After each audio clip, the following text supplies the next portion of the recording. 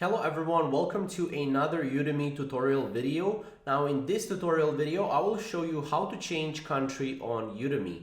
Now the only way how you can change country and how you can get cheaper courses on Udemy is to basically be in Turkey, like a resident of Turkey, and or what you can do is use a VPN. So as you can see right here on this website right here, it says with its fastest and reliable Turkish server, you can basically use a Surfshark VPN provider. So Surfshark is probably the best VPN if you want to go and if you want to change country on Udemy. As you can see, it gives you a lot of different options right here.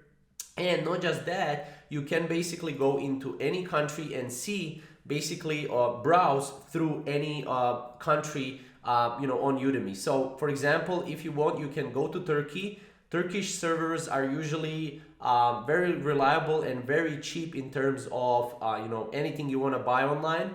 And basically once you switch to the Turkish server, you want to go back to your Google Chrome, or in this case I'm on my Brave browser, and I can basically go and click buy now button and choose a plan on Udemy.